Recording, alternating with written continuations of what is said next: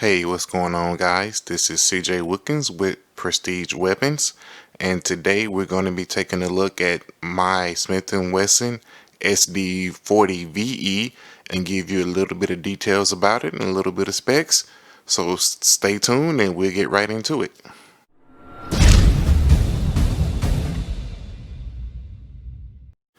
Welcome back, guys, and today we're going to be talking about one of my favorite guns to shoot, and one of my favorite handguns is the Smith Wesson SD40VE.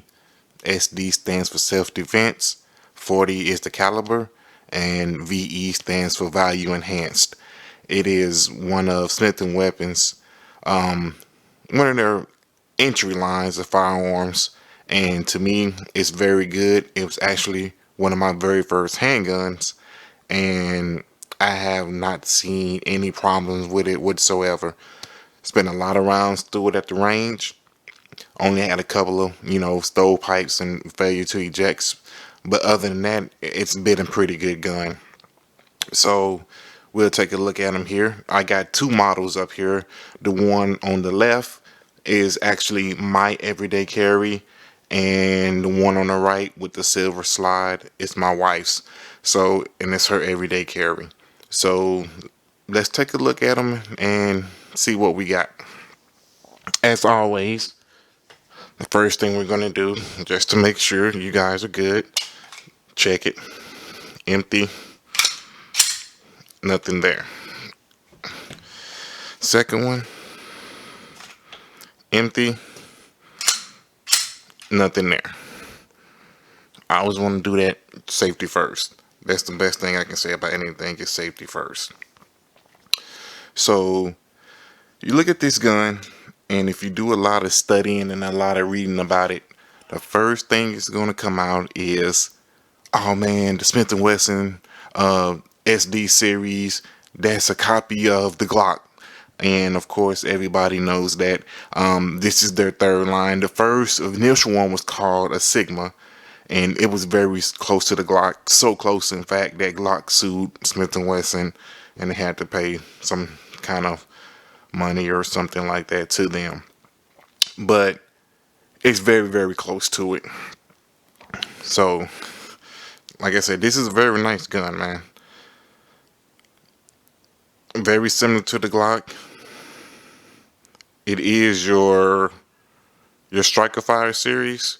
So it is a Palmer gun with the slide on it. Very good gun to me. Very similar to the Glock as far as how you take it down. It has the takedown pins right here on the left and the right. Let's remove the slide, remove it from the barrel out, the springs, and clean it and everything like that. Striations on the front and the back. 3-dot system for the sights. Focus in on that. Right though.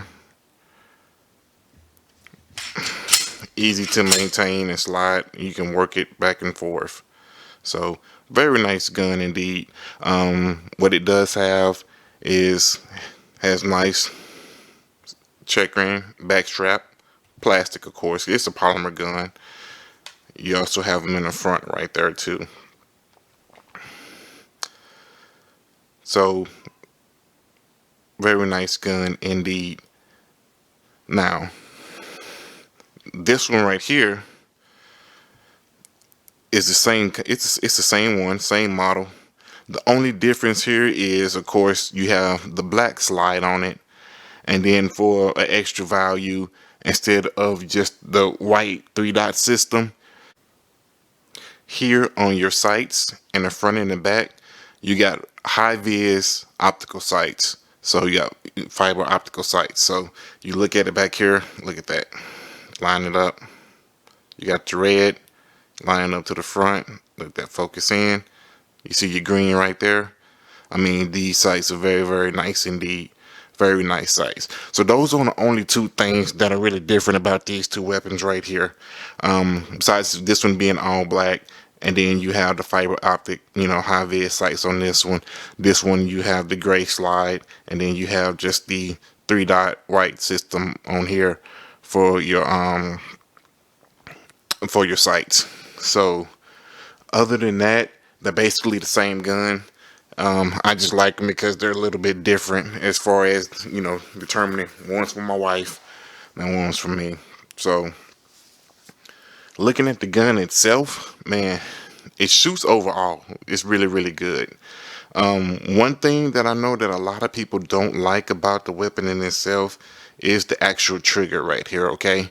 The trigger, it is a hard trigger, meaning that it's going to be a long pull. It's about an 8-pound pull. And that's because this series, just like most of your guns in this family, it does not have an external safety on it whatsoever. See, there's no external safety. So the safety is in the double action trigger. So it's a long trigger. So when you pull this trigger and you fire it, you meant to fire it because it's a long trigger. Now, a lot of people don't like that. They say the trigger is too long and it's too stiff and it messes with their accuracy because the trigger pull is so long. And just like anything, if you work with the gun, you use the gun, you take it to the range, you break it in, you get about 500 or 600 rounds in it, it'll start loosening up. But it's meant to be a long trigger pull, okay? Now, I will tell you this. God forbid that you have to actually use the gun in a distress situation. I will tell you that 9 times out of 10, you're not going to notice the 8-pound trigger pull. You're going to have adrenaline going against working with you. You're going to have your fight or flight response in. So if you forgot a bit to be in that situation, you're not going to even notice the heavy trigger pull. You're going to be so focused on trying to maintain the safety of you and your family that it's not going to make a difference. Now, with that being said, it's still going to be a hard trigger pull compared to my 1911 45 or something like that has a small crisp trigger pull. But with a little bit of time, you can work with it and you can get through it. Another thing I like about this gun too is I don't have it on right now, but this gun does have a rail right here for accessories. So if you want to attach a light or a laser, it's a regular Picatinny rail, you can put it on there. That way you can have an extra, light or extra, laser for extra accuracy or things like that. So once again, it's a pretty nice gun, especially for the price range that it's in. These guns are, like I say, the entry level to Smith & Wesson. They're not the MP versions or anything like that, but they're still pretty good guns. And this one right here, it's about $300 to $330 depending on where you live and depending on, the availability of the weapon. Right now, time we living in, Corona, protests, shootings, guns are hard to come by. I haven't seen these in stock for a while. So that's gotta just keep looking for them if you actually like it. So about, let's say, $300, and you can't beat the price at all. Now this one right here, this is wherever you go, wherever the price is, this is gonna probably be about $30 to $40 more, just because it's a different sights on it. It has the, like I say, fiber optic sights on it, so it's going to cost you a little bit more, plus the black slide. It's just a totally different looking gun altogether, even though it's the same gun. It's just different aspects of it. Has a little bit better trigger pull on this one too. This trigger pull, I think, is tested about around 6 or 7 pounds.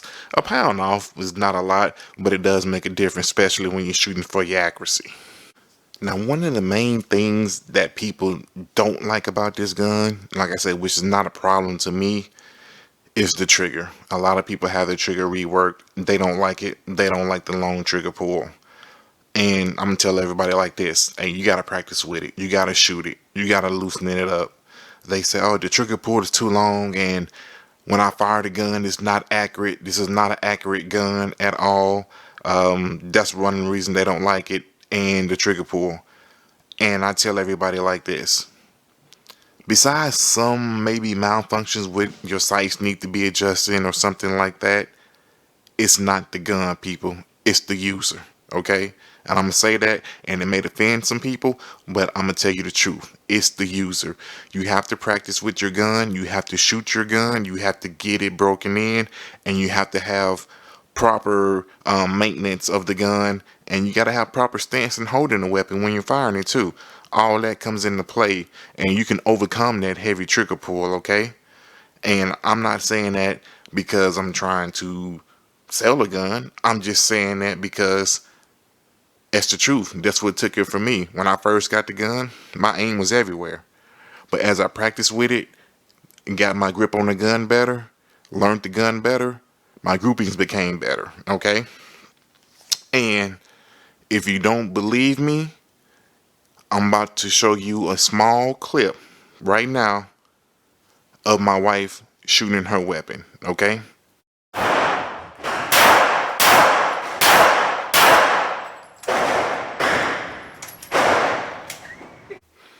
Now that was my wife shooting her Smith Wesson 40 caliber weapon. And it's two things that I learned when I watched her shoot, okay? Is that number one, with time and practice, she became a great shot, okay?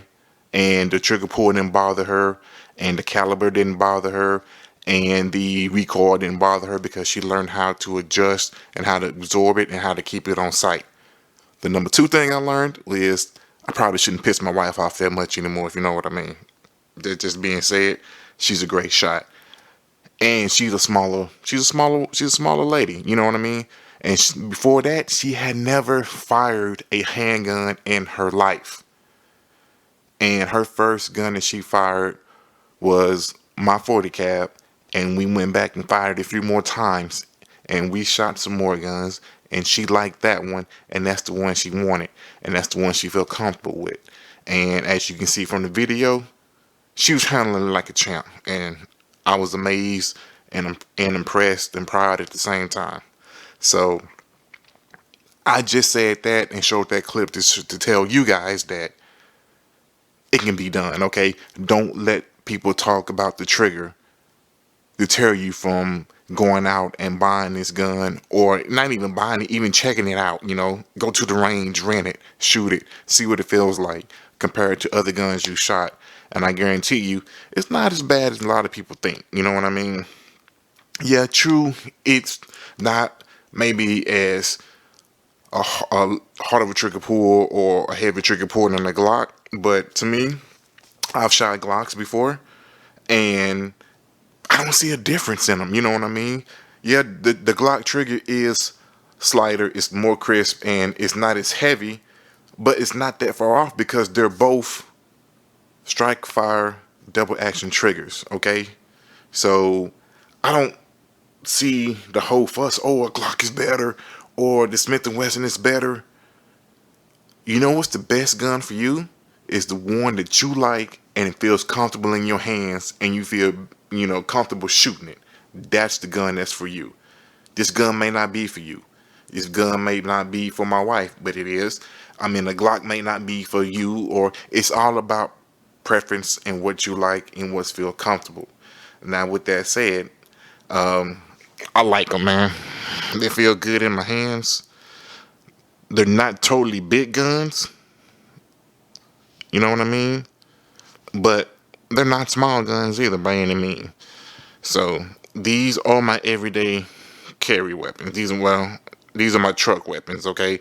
These are my truck guns. I keep these in the truck. Okay. And the reason why is they're a good shot. These guns do hold a lot too, okay? You do get 2 magazines that come with the guns, okay? 15 rounds is what the gun can actually hold. That means it's one in the chamber, and each magazine can hold 14 rounds in a double stack magazine. Nice magazines too, by the way. Not cheaply made. Spring can be a little bit stiff on them, but after a while, you can work on them. They become loosened up. So you got a nice truck gun. You got 14 rounds in each magazine, plus one in the chamber. That's 15 rounds. So to me, if something happens, hey, you got a little bit of ammo on you to maybe, ward off whatever's threatening you. But over and all, that's my review of the gun. Like I say, I like it. My first gun. Are there better guns out there? Yes. Will they cost a lot more money? Yes. Is the Glock better? Who's to say? I don't think it's better for extra $200 or $300 for the price tag. I'm just gonna be honest with you. I'm not gonna spend that much for a Glock. I'd rather spend that much on a 1911, which I did. So that's pretty much it in a nutshell. So if you like the video and you like the information that I gave, please hit that subscribe button and that like button. I will also put the descriptions for both of the guns down below in the description. I'll put some links there so you can, pull up the gun and see the specs on the gun and the actual weight and what is like loaded versus unloaded and the whole around specs of the gun. Last but not least, hey guys, get out and vote. Local elections are coming up, not just for the president, but you want to vote for people who are on your side and my side as gun advocates, okay?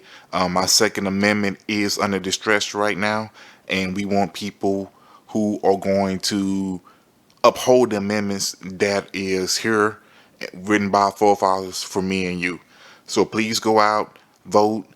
Make sure that you know who you're voting for and what the views of these politicians are, because they want to take away our weapons, and I'm not for that. So if you like me, you like guns, you like my channel, please subscribe and make sure you do your duty and go vote. Thank you.